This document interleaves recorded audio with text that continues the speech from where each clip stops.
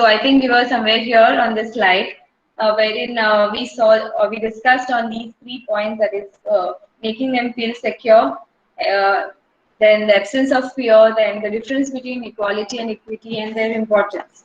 Okay, now let's go to the next slide.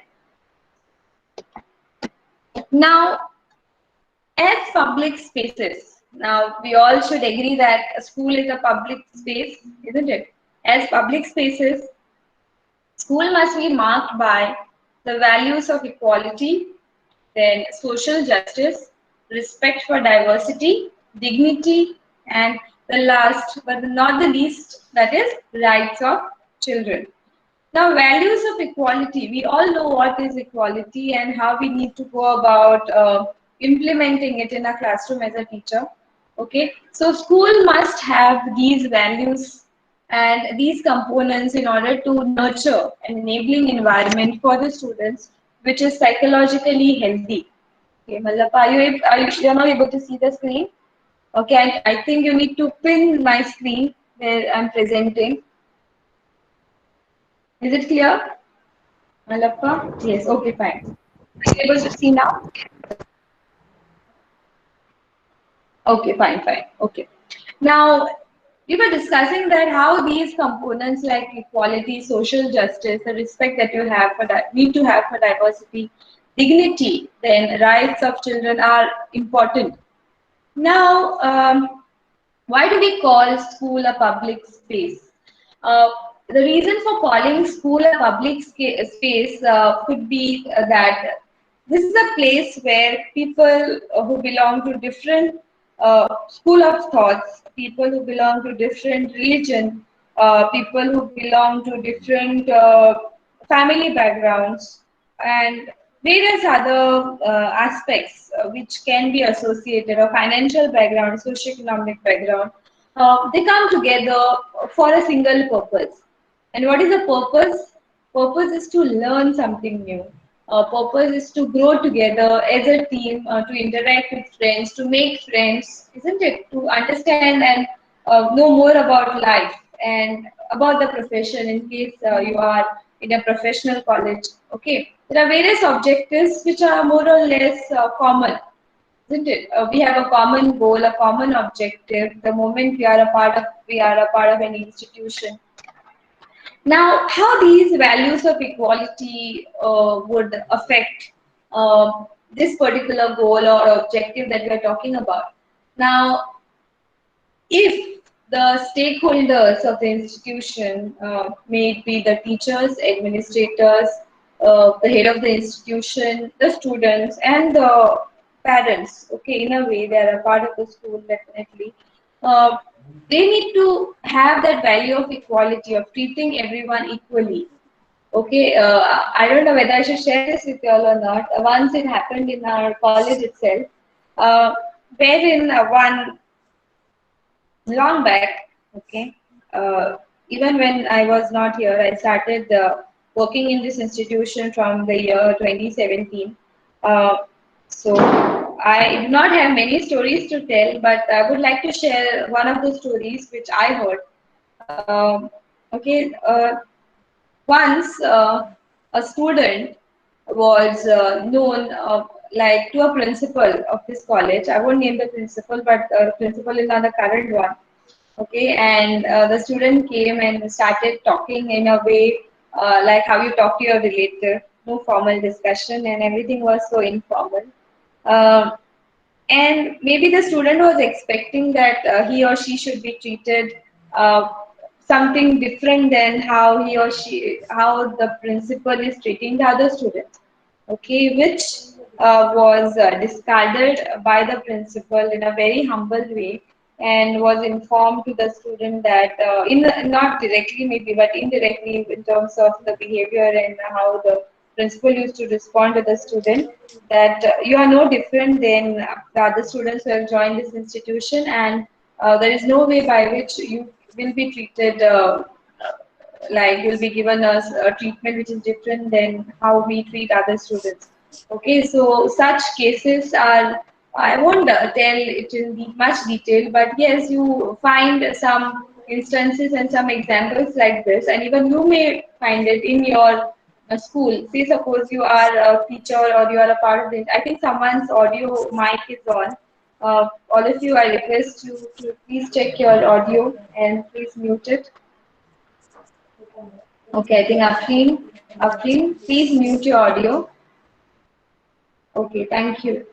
So I was talking about that value of equality. So as a teacher, you might face this situation as well, wherein say suppose you are teaching in an institution and your friend's daughter or son happens to join your school wherein you are teaching, and if the student expects or the child who has joined the institution and you are a very family friend of that particular child, and you often visit his or her place and for a cup of tea and otherwise, like how a relative does. So, if the child expects you to behave with you in that manner, how you behave with the child outside the school, then it is incorrect on the part of the child, and it would be incorrect on your part if you agree or if you do that. Okay, even if your own child is your student in that school, you are supposed to treat your child and the other children in a similar way. And if you can set an example for other teachers and other students that no matter who is a part of you in a school setting or a part of your system in a school setting, all are given equal importance, and that equality, the value of equality, can be nurtured in the students indirectly. Okay, these are the nurturing effects as a teacher you can impart to the students. Okay, this is just one of the examples. Likewise, there are various examples, but since all of us understand the term equality and which are the ways by which we can make use of it and enhance it in our institution, uh, it is good that we go to the next point and start discussing that because it is understood by most of you all. Then the second point here is social justice. Now, when we talk about social justice, there are various aspects which are associated to that with respect to a classroom environment or a school environment. Social justice is in your society or social or meaning of the term social means the students. You need to be unbiased towards the students. You need to you need to have common standards for all.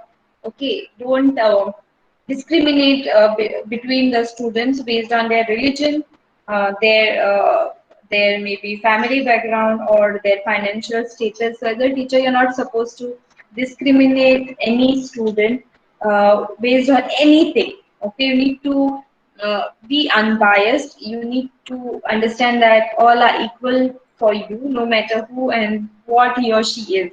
Okay, so that you can go ahead and look for that social justice what we talk about. Social justice is a big term, is an umbrella term, but here we need to relate it to our classroom environment, wherein you need to do justice, you need to be a just uh, individual who will take care that none of your students will be penalized for just because they are not known to you or for something else for which you are being biased. Okay, so you have to take care of that, not even unknowingly. It should not happen in the hands of the teacher, even unknowingly. Okay, so it's very important that we do take care of it and we are much more conscious all the time when you are in the institution. Okay, and the third point is respect for diversity. Now, what kind of a diversity do we observe or do we experience in a school? Diversity can be in terms of the factors which I discussed. Students from different religion, different financial background, different family backgrounds. Uh, okay, even in outside our country, racism is again a thing. Okay, which we do not experience in India to that extent, or maybe. Diversity in terms of their intellectual ability. Okay, do not differentiate or do not be biased towards students who are intelligent or who respond or confident about themselves. Okay, so it's important that you treat everybody equally. Okay, respect their diversity. Everybody is unique. Each and every individual who is, or what I can say is, I'll just accept one request that has comes. Sanila, I think she's joining the class now. Okay, I'm sorry for the interruption. So what I was saying is that diversity, you see, suppose if some of the students are active, intelligent, and they are in touch or in interaction with you throughout the year or throughout the lecture, don't always focus on them. Like I think this point we discussed yesterday. Don't only focus on them. Don't only show that you like them or they are the only people who listen to you and you're only teaching them. That impression shouldn't go out. Okay, so that you need to, that respect for diversity should be a part of your conscious, isn't it? It should come unconscious. Like you have to instill in you to an extent that there will be no way by which you will discriminate student, no matter what is the reason. Okay, so that respect for diversity, you need to respect each and every student. Okay, it's not, we always say that respect your teachers.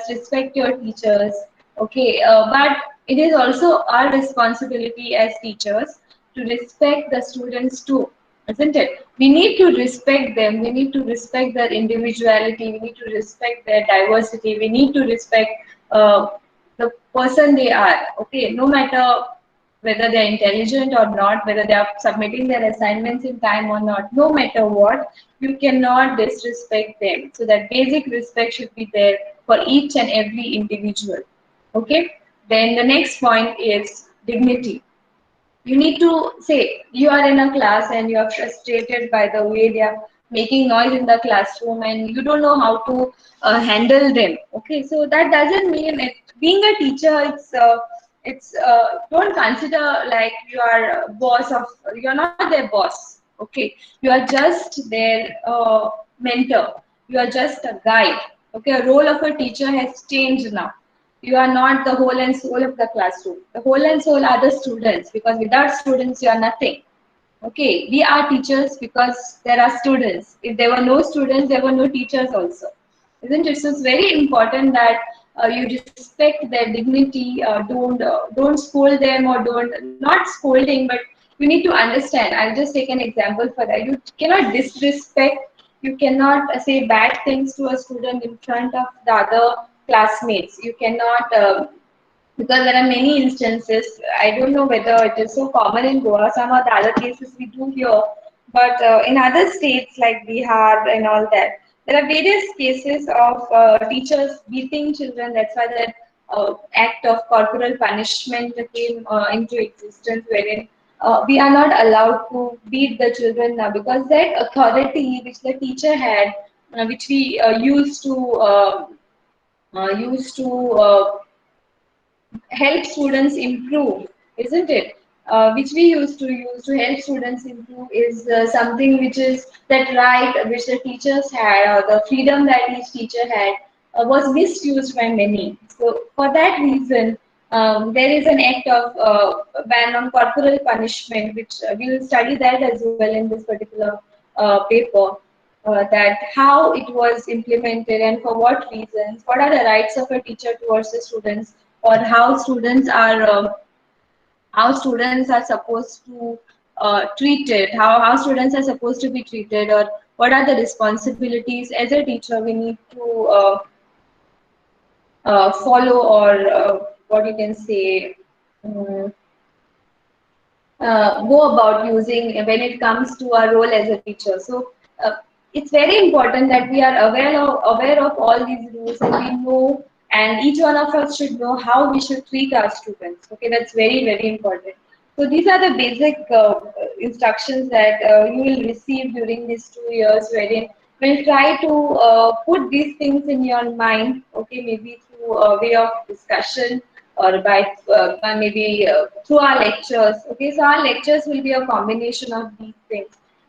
Because this is something called value addition to what we are doing during the lecture. So there are chances that we might distract, or we might go a bit like divert from the topic. But this particular discussion is related to what we are discussing, or the current topic, isn't it? So it's very important that as a teacher you pay attention to all these things, and do not disrespect your students, maintain your dignity and their as well.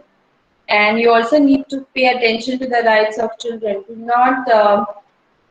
Uh, do not deny them think that they deserve. Okay, so they deserve your time, they deserve your attention, they deserve that you teach them well for which you are appointed. Um, and you need to do justice to the profession as a teacher the moment you are in. Okay, this is very unfortunate, but it's true too, that many of, I don't know, what is your motivation behind joining this particular course?